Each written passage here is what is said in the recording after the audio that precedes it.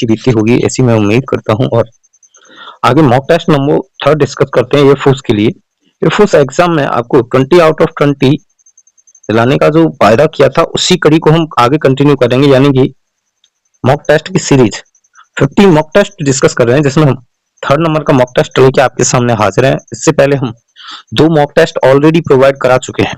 चलिए स्टार्ट करते हैं। मोटिवेशनल लाइन है, या तो तैयारी में आग लगा दो या फिर भीड़ में खड़े रहो, तुम्हारा फैसला है, फैसला तुम्हारा है।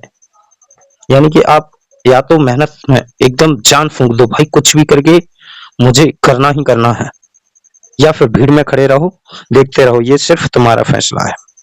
चलिए स्टार्ट करते हैं। फर्स्ट क्वेश्चन है, A list of students who were selected for the competition are posted on the notice board.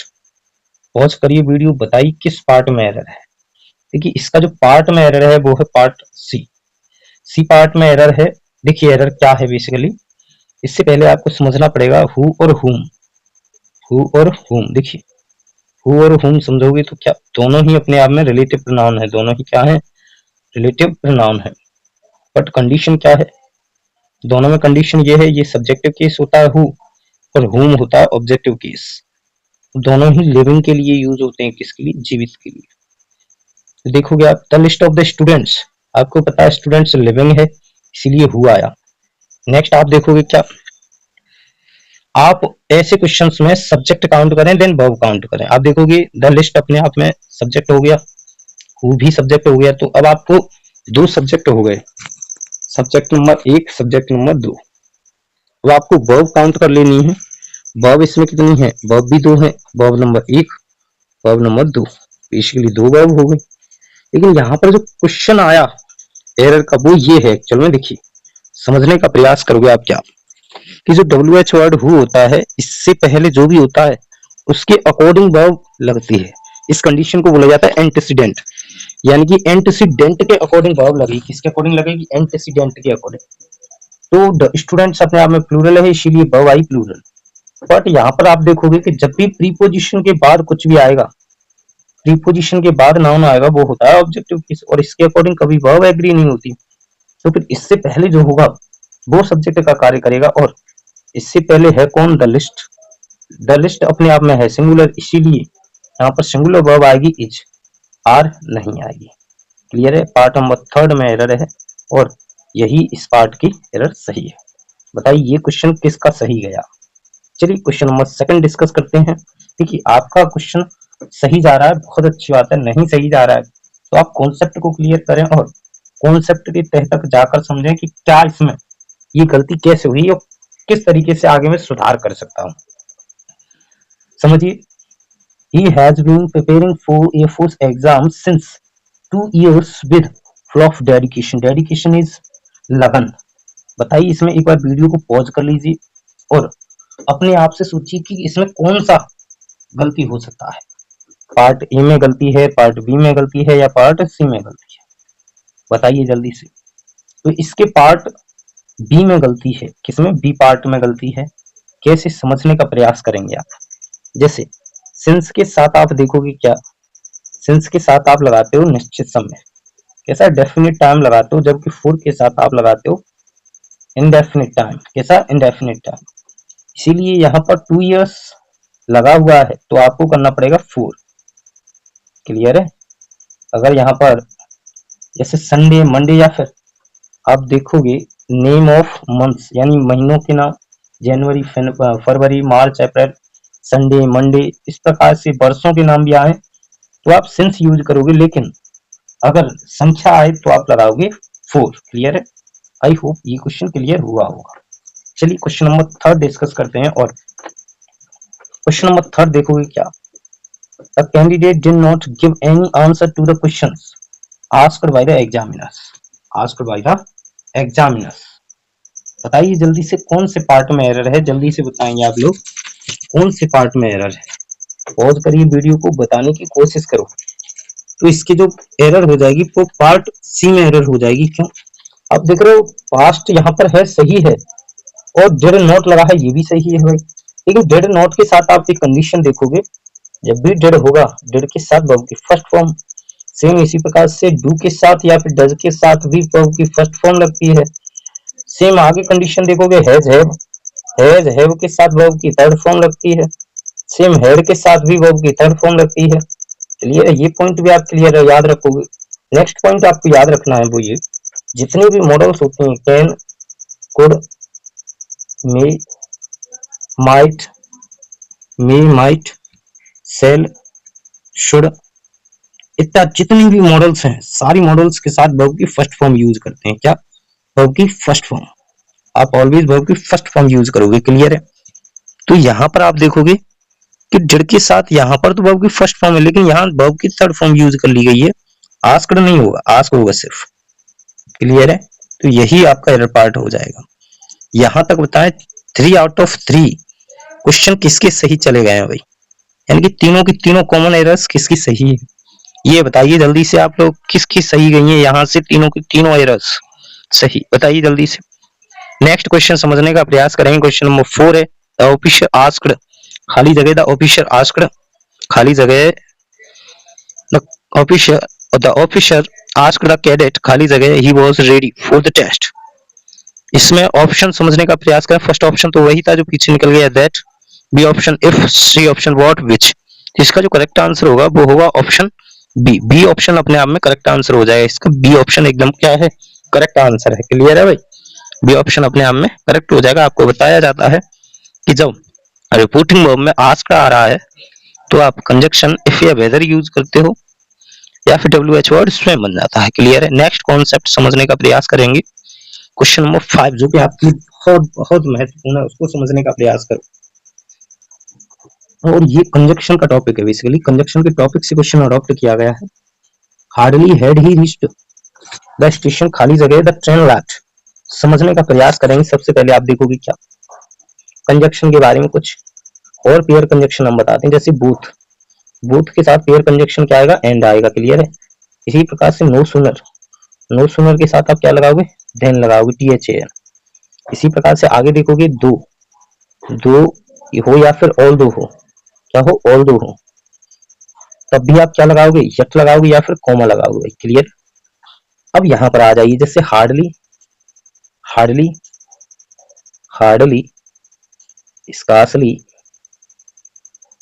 के साथ आप पेयर कंजक्शन जो यूज करते हो, व्हेन यूज करते हो या फिर बिफोर यूज करोगे। यानी कि या तो व्हेन करोगे या फिर बिफोर, दोनों में से कोई भी एक करना है आपको। तो यहाँ पर इसीलिए आप यूज करोगे क्या, व्हेन। क्लियर है? व्हेन यूज करोगे। हार्डली और स्कार्सली है, हार्डली और स्कार्सली है, ये आपने साथ व्हेन या फिर बिफोर तो लेते हैं, ये बात सही है, बट ये इन्वर्जन कंडीशन और फॉलो करते हैं। सर इन्वर्जन कंडीशन क्या होती है? इन्वर्जन एक ऐसी कंडीशन जिसमें सब्जेक्ट बाद में आए, वर्ब पहले आ जाए, इसी ही क्या बोलते हैं, इन्वर्जन कंडीशन बोलते हैं। क्लियर है?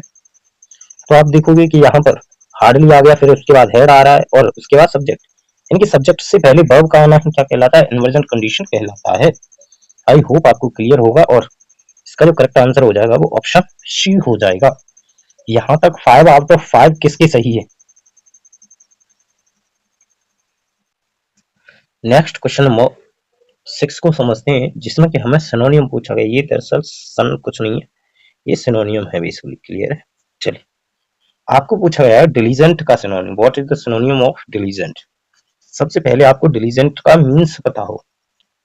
डिलीजेंट का मीन्स होता है laborious, laborious in the sense very hard working है कोई, यानी बहुत ज्यादा मेहनती हो। क्लियर है? तो आप देखोगे option a lazy, lazy means होता है आलसी। इसके सिनोनिम हो जाएंगे डोजी, ड्राउशी, ड्राउशी, स्लीपी, पैसिव, ये इसके सिनोनियम हो जाएंगे बेसिकली। आप देखिए आगे ऑप्शंस, ऑप्शन बी क्या कहता है, ऑप्शन बी है केयरलेस, केयरलेस मीन्स होता है लापरवाह। ऑप्शन सी है हार्ड वर्किंग, जो कि अपने आप में हो जाएगा करेक्ट आंसर। बोलिए यहाँ तक ये वाला क्वेश्चन आपका सही निकल रहा है। आगे क्वेश्चन नंबर 7 डिस्कस करें क्या, क्योंकि ऑब्सोलीट का भी सिनोनियम बताना है। ऑब्सोलीट मीन्स क्या, ऑब्सोलीट का सिनोनियम आपको बताना है। ऑब्सोलीट मीन्स क्या होता है? ऑब्सोलीट मीन्स होता है प्राचीन। क्या होता है? प्राचीन होता है ऑब्सोलीट मीन्स। और इसका जो बेसिकली ये सिनोनियम नहीं है, ये एंटोनियम है। ये क्या है? एंटोनियम है। क्लियर है? क्योंकि सिनोनियम तो पीछे पूछ लिया जा चुका है ना, इसीलिए। तो देखिए ऑप्शन ए है मॉडर्न, मॉडर्न मीन्स होता है नया, ये इसका करेक्ट आंसर हो जाएगा। Option B outdated, outdated is प्राचीन, तो इसका सिनोनियम हो जाएगा, एंटोनियम नहीं। पॉपुलर इज प्रसिद्ध। ऑप्शन डी यूजफुल इज उपयोगी, तो ये भी कोई सेंस नहीं, तो यही ऑप्शन ए अपने आप में सही आंसर हो जाएगा। नेक्स्ट क्वेश्चन समझिए 8 से।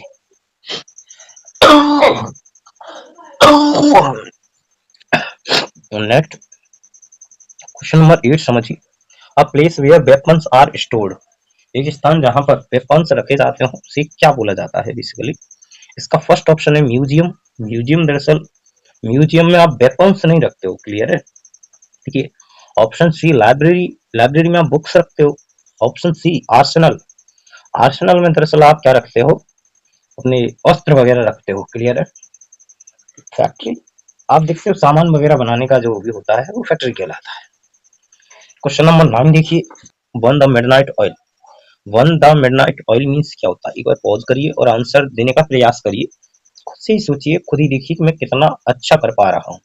अगर आप सही आंसर दे रहे हो तो पॉजिटिव मार्किंग दें अपने आप को, नेगेटिव दे रहे हो यानी कि गलत आंसर दे रहे हो तो 1/4 नेगेटिव कर दें भाई। चलिए, वन मिडनाइट ऑयल मीन्स होता है देर रात तक जागना या फिर काम करना या स्टडी करना, तो इसका जो करेक्ट आंसर हो जाएगा वो ऑप्शन बी हो जाएगा, क्लियर है भाई। चलिए question number 10, at the 11th hour. At the 11th hour, एक बार वीडियो को पॉज करें और आंसर देने का प्रयास करोगे आप लोग। Eight the 11th hour means क्या होता है, at the 11th hour. Option A बोलता है वेरी अर्ली, बहुत जल्दी। ऑप्शन बी है at the last moment. Option C है on the time. Option D है आफ्टर डिले। बताइए इसका जो करेक्ट आंसर हो जाएगा वो ऑप्शन बी हो जाएगा, at the last moment. 11th hour means क्या होता है, लास्ट मोमेंट में होना। निप इन द बड मीन्स क्या होता है, nip in the bud. Nip in the bud means होता है, nip in the bud means होता है क्या, to destroy in the beginning, शुरुआत में ही कुचल देना, to destroy in the beginning, clear है। तो यहाँ तक बताइए आपके 10 आउट ऑफ 10 सही हुए क्या, कितने स्टूडेंट हैं जिनके 10 आउट ऑफ 10 सही हुए, यहाँ तक बताइए जल्दी से, 10 आउट ऑफ 10 बताइए जल्दी से।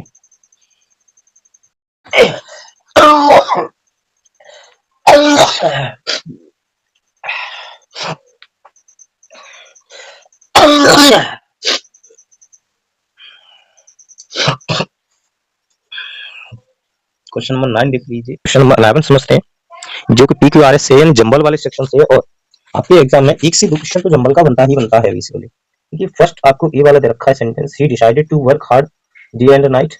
बी वाला है Ravi wanted to crack the air force exam by group. Finally he cleared the exam with good marks. He made a proper time table for his study. देखिए आप समझने का थोड़ा सा प्रयास करोगे, इसके ऑप्शंस इधर हैं, आप ऑप्शन देखोगे क्या, ऑप्शन ए से स्टार्ट है, ऑप्शन ए से स्टार्ट है, ऑप्शन सी से स्टार्ट है, ऑप्शन बी से स्टार्ट है।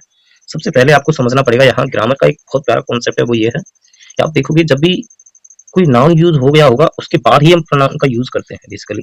तो आप देख रहे हो कि रवि पहले यूज होगा सेंटेंस में, उसके बाद उसका प्रोनाउन यूज होगा ही, उसके बाद ही यूज होगा, और यहाँ पर भी उसके बाद ही यूज होगा, क्लियर है। तो आप देखोगे कि सबसे पहले सेंटेंस बी से कौन सा स्टार्ट हो रहा है, यानी कि बी से कौन सा ऑप्शन स्टार्ट है, तो बी से आपका एक ही ऑप्शन स्टार्ट है विच इज ऑप्शन डी। तो आपका ऑप्शन डी एकदम क्या हो जाएगा, करेक्ट आंसर हो जाएगा, क्लियर है। आई होप आपको समझ आया हो। तो ऑप्शन बी से क्यों स्टार्ट है, क्योंकि सबसे पहले नाउन आएगा उसके बाद प्रोनाउन आएगा, क्योंकि नाउन का रिपीटेशन रोकना ही किसका काम है, प्रोनाउन का होता है बेसिकली। नेक्स्ट क्वेश्चन नंबर 11 समझ लीजिए। As a result traffic was blocked for hours, a truck broke down in the middle of the route. She वाला लाइन है, many people reached at their offices, it was the peak time office time. Options इसके हैं, देख लीजिए इधर। Option B, option A है DBAC, option C है BDAC, option C है DBCA, ऑप्शन डी है BADC। बताइए कौन सा ऑप्शन इसमें अपने आप में करेक्ट आंसर होगा। एक बार वीडियो को पॉज करें और समझने का प्रयास करेंगे आप लोग। यहाँ पर देखोगे बी और डी से ही सेंटेंस बार बार स्टार्ट हो रहा है, देखो चारों ही ऑप्शन यही बोल रहे हैं। तो आप देखोगे क्या, रिवर्स सेंटेंस को देखोगे क्या, कि ए से स्टार्ट हो नहीं सकता, बिकॉज वहां पर दे भी नहीं रखा और स्टार्ट भी नहीं हो सकता, क्योंकि एज अ रिजल्ट परिणाम स्वरूप, जिसके परिणाम स्वरूप यानी कुछ घटना हुई होगी उसी का तो रिजल्ट निकलेगा। तो ए से तो बेसिकली स्टार्ट है ही नहीं, तो ज्यादा दिक्कत है नहीं। चलिए आगे समझ लीजिए। ऑप्शन बी से हम देखते हैं, a truck broke down in the middle of the road, यानी बीच में ट्रक ब्रोक डाउन हो गया जिसके कारण से traffic was blocked for hours, यानी कि बी के बाद ए का आना लग रहा है एकदम सटीक। सॉरी। इसके बाद आप देखोगे क्या कौन से ऑप्शन में है, बी के बाद ए, बी के बाद ए, देखिए बी के बाद एक ही ऑप्शन है, वो के ऑप्शन कौन सा है आपका, सी। यानी पीक्यूआरएस में आपको 4 ऑप्शंस तक जाना लास्ट में होता है, जब कुछ भी ना बचे तब, अन्यथा आप बना सकते हो सिर्फ और सिर्फ किससे, 2 ही ऑप्शन से। तो इसका ऑप्शन डी एकदम सही हो जाएगा। Now come to the question number 13 को डिस्कस करते हैं। C set under the tree, यहाँ पर अंडर पूछा गया है, क्या है अंडर, क्या है, तो आपको पता है अंडर है प्रीपोजिशन, तो बी ऑप्शन अपने आप में हो जाएगा इसका करेक्ट। क्या हो जाएगा, बी ऑप्शन अपने आप में हो जाएगा करेक्ट आंसर। इसी प्रकार से क्वेश्चन नंबर 14 समझ लेते हैं। C is a brief soldier, C is a brief soldier में आपको पूछा गया है कि इसका ब्रीफ का पार्ट्स ऑफ स्पीच, यानी कि ब्रीफ क्या ही पूछा गया है इधर। तो आप देखोगे सोल्जर नाउन है, और नाउन को क्वालिफाई करने वाला क्या होता है, एडजेक्टिव होता है। और आपको पता है ए क्या है, आर्टिकल है, क्या है, आर्टिकल है बेसिकली। क्लियर है, चलिए आगे समझते हैं। तो इसका जो करेक्ट आंसर हो जाएगा वो ऑप्शन सी हो जाएगा, ऑप्शन सी अपने आप में करेक्ट हो जाएगा। क्लियर, चलिए आगे समझते हैं। नेक्स्ट पूछा गया परमिट का नाउन फॉर्म पूछा गया है। परमिट अपने आप में वर्ब होती है, इसका नाउन फॉर्म पूछा गया है, और इसका नाउन फॉर्म क्या होगा, ऑप्शन ए है permission, option B permitted, option C permitting, and option D है आपका परमिशिव। बताइए कौन सा ऑप्शन होगा। तो आप देखोगे इसका जो नाउन फॉर्म होगा परमिट का वो परमिशन होगा। क्या, परमिशन। क्लियर है भाई। चलिए आपके 15 क्वेश्चंस डिस्कस हुए। अब यहाँ तक बताइए कितने स्टूडेंट ऐसे हैं जिनके 15 आउट ऑफ 15 मार्क्स आए हैं यहाँ तक, बताइए जल्दी से। बहुत ही इजी मॉक टेस्ट है, ज्यादा टफ नहीं है। चलिए अब लास्ट 5 क्वेश्चन बचे हैं जो कि आपके पैसेज पर बेस्ड होंगे। पैसेज एक बार पढ़ लीजिए, unseen passage. Success doesn't come overnight, यानी सक्सेस रातों रात नहीं आती। It comes hard work, discipline and patience, यह आती है कठिन परिश्रम से, हार्ड वर्क से, डिसिप्लिन से। Many students dream of joining defence forces, बहुत सारे छात्रों का सपना होता है डिफेंस फोर्सेज को ज्वाइन करना, बट लेकिन only a few are ready to put in required effort, लेकिन इसके जो एफर्ट है उसको फुलफिल कुछ ही छात्र कर पाते हैं। दे बैकअप अर्ली, वे जल्दी जागते हैं। फॉलो स्ट्रिक्ट रूटीन, एक स्ट्रिक्ट रूटीन फॉलो करते हैं। एंड प्रैक्टिस रेगुलरली, और रोजाना प्रैक्टिस करते हैं। क्लियर है। Failures do not stop them, असफलता उन्हें रोकती नहीं है। इंस्टेड ऑफ, इसके बजाय, they learn from their mistakes and improve themselves, वे उनसे सीखते हैं। देखिए time management also plays an important role in preparation, time management महत्वपूर्ण रोल प्ले करता है प्रिपरेशन में। A student who wastes his time on unnecessary activities often regret it later, एक बालक जो व्यर्थ करता है समय unnecessary activities में, वो बाद में पछताता है। On the other hand, दूसरे side, a focused and determined candidate increases chances of success, एक बालक जो बहुत ज्यादा डिटर्मिनेटेड है और फोकस्ड है, वह बढ़ाता है अपनी सफलता के चांस को। Therefore, इसीलिए dedication dedication and consistency are the keys to achieving any goal in life, इसीलिए डेडिकेशन और कंसिस्टेंसी होती है सफलता पाने की जीवन में चाबी। क्लियर है। अब इसके क्वेश्चंस देख लीजिए। फर्स्ट क्वेश्चन है what is the necessary to achieve success, एक बार वीडियो को पॉज करें और आंसर देने का प्रयास करोगे आप लोग। देखिए जीवन में, यानी कि what is necessary to achieve success, सफलता पाने के लिए क्या महत्वपूर्ण है। ऑप्शन है luck only, hard working, discipline, patience, यही पढ़ा था। ऑप्शन बी अपने आप में हो जाएगा करेक्ट आंसर, क्योंकि अभी हमने कुछ ही मिनट पहले यही तो समझा था। नेक्स्ट क्वेश्चन समझ लीजिए, question number 18। What do serious defence aspirant do, जो सीरियस बालक हैं डिफेंस के, वो क्या करते हैं, समय अपना बर्बाद करते हैं। ऑप्शन बी है स्लीप ऑल डे, पूरे दिन सोते हैं। Follow a strict routine and press, वो प्रैक्टिस रेगुलरली, यानी कि वो प्रैक्टिस रेगुलरली करते हैं और एक स्ट्रिक्ट रूटीन फॉलो करते हैं। क्लियर है। तो ऑप्शन सी अपने आप में हो जाएगा इसका करेक्ट आंसर, क्योंकि अभी हमने लगभग लास्ट वाली लाइंस में कुछ इसी प्रकार का पढ़ा था। अवॉइड स्टडिंग, पढ़ाई से बचते हैं नहीं। नेक्स्ट क्वेश्चन नंबर 18 समझने का प्रयास करोगे आप लोग। What do determined student do after failure, एक दृढ़ निश्चयी बालक फेलियर यानी असफल होने के बाद क्या करते हैं, क्विट प्रिपरेशन, अपनी पढ़ाई को छोड़ देते हैं। ब्लेम अदर्स, दूसरों पर आरोप लगाते हैं। Learn from their mistakes and improve, change their गोल। बताइए ऑप्शन कौन सा इसमें सही हो जाएगा। इसका जो करेक्ट आंसर हो जाएगा ऑप्शन सी हो जाएगा, learn from mistakes and improve them, यानी अपनी गलतियों से सीखते हैं और उनको इम्प्रूव करते हैं। लास्ट 2 क्वेश्चन देख लीजिए आप लोग। What happens when student waste their time, क्या होता है जब स्टूडेंट अपना समय बर्बाद करता है। ऑप्शन ए है दे सक्सीड इजीली, यानी कि वे जल्दी सफल हो जाते हैं। दे रिग्रेट लेटर, वे बाद में पछताते हैं। They become famous, way famous हो जाते हैं। दे रिलैक्स मोर, वे आराम करते हैं। इसका जो करेक्ट आंसर होगा वो ऑप्शन बी होगा। यानी कि देखिए अनसीन पैसेज बहुत जानबूझकर इजी ही डाला है, जिससे क्या है कि आपका थोड़ा सा जो अनसीन पैसेज में रुझान है वो बढ़ जाए बेसिकली। क्लियर है। नेक्स्ट क्वेश्चन नंबर 20 एंड इस क्लास का ये लास्ट क्वेश्चन है। What are the keys to achieve goals, achieving goals, यानी कि अपने जीवन में अपने गोल्स को पाने के लिए क्या चाहिए? Talent and luck, no. Option B dedication consistency, यही आंसर करेक्ट हो जाएगा भाई। तो बताइए यहाँ तक आपके 20 आउट ऑफ 20 मॉक टेस्ट में आए कि नहीं? अगर आपके 20 आउट ऑफ 20 आ रहे हैं तो आप सही दिशा में जा रहे हो। अगर आपके 20 आउट ऑफ 20 नहीं आ रहे हैं तो थोड़ा सा आपको मेहनत करने की आवश्यकता है। चलिए अभी के लिए इतना ही, मिलते हैं नेक्स्ट क्लास में।